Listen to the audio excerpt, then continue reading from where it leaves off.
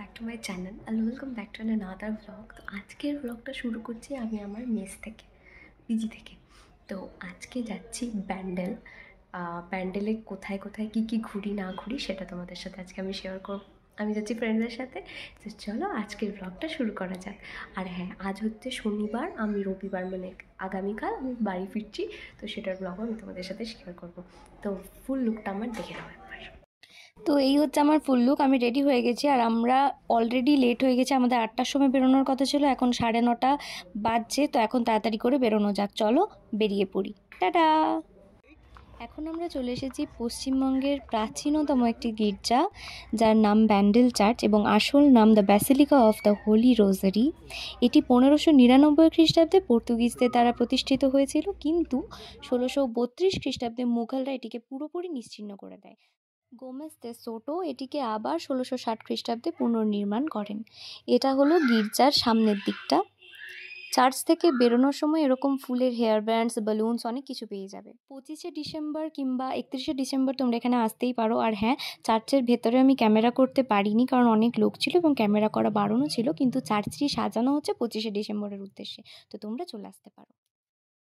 এরপর per head 15 টাকা করে টোটোতে ভাড়া দিয়ে আমরা চলে এসেছি ইমামবাড়াতে। এই ইমামবাড়া তৈরি করেছিলেন মোহাম্মদ মহসিন। 1941 খ্রিস্টাব্দের কাজ শুরু হয়েছিল এবং 1961-তে এর কাজ শেষ হয়। মানে প্রায় 20 বছর ধরে ইমামবাড়া তৈরি হয়েছিল।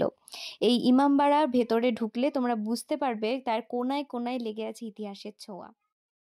এই ইমামবাড়াতে ঢুকতে গেলে কিন্তু পার হেড 20 টাকা করে তোমাদেরকে টিকিট কাটতে হবে, তারপর তোমরা এখানে ঢুকতে পারবে এবং ছবিও কিছু কিছু তুলতে পারবে। তবে কিছু জায়গায় স্ট্রিক্টলি ছবি তোলা বারণ আছে, যেমন মসজিদের ভেতরে ছবি তোলা কিন্তু বারণ রয়েছে। তো সেগুলো একটু খেয়াল রেখো। আর হ্যাঁ, এখানে আসতে গেলে বেশিরভাগ টোটোতেই তোমাদেরকে 20 টাকা করে পার হেড দিয়ে আসার কথা বলবে, কিন্তু তোমরা যদি একটু বার্গেনিং করতে পারো তাহলে 15 টাকা করেও হয়তো তোমরা আসতে পারবে, ঠিক যেভাবে আমরা এসেছি 15 টাকা করে। ইমামবাড়ার পিছনের দরজা দিয়ে আমরা এখন বেরিয়ে এসেছি বাইরে সূর্যঘড়ি দেখার জন্য। তো এখান থেকে দেখতেই পাচ্ছ হুগলি ব্রিজ দেখা যাচ্ছে, ঠান্ডা বাতাস দিচ্ছে হালকা হালকা, খুব ভালো লাগছে। আর মিষ্টি একটা রোদ, সুন্দর লাগছে চারিদিকটা দেখতে। আর গাছপালা রয়েছে, নদীর বাতাস রয়েছে, সব মিলিয়ে পরিবেশটা খুব সুন্দর। পর্যটকদের জন্য দুর্দান্ত, একদিনের ঘোরার পক্ষে একদম পারফেক্ট। আর এই হলো সেই সূর্যঘড়ি। বেসিক্যালি সূর্যঘড়ির কাঁটা ঘোরে না, এখানে একটা ছায়া পড়ে, সেই অনুযায়ী সময় নির্ধারণ করা হতো। ব্যান্ডেল এসেছি আর সামনেই চন্দননগরটা একবার ঘুরে যাব না, তাই হয় কখনো? চন্দননগর পুরোপুরি না ঘোরা হলেও চন্দননগর জোড়াঘাটটা তো অবশ্যই আসতে হবে, কারণ এই জায়গাটা যে আমার অপূর্ব লাগে। যখন সন্ধেবেলায় এখানকার স্ট্রিট লাইটগুলো জ্বলে ওঠে না, ভীষণ ভীষণ সুন্দর লাগে দেখতে। তো আমি এখন চলে এসেছি চন্দননগরের সেই জোড়াঘাটে, যা আমার ভীষণ প্রিয়। 1 বছর আগেও এসেছিলাম, আবার এসেছি। জোড়াঘাটে এসেছি আর এখানের ফেমাস লঙ্কা চা খাবো না তাই কখনো হয়?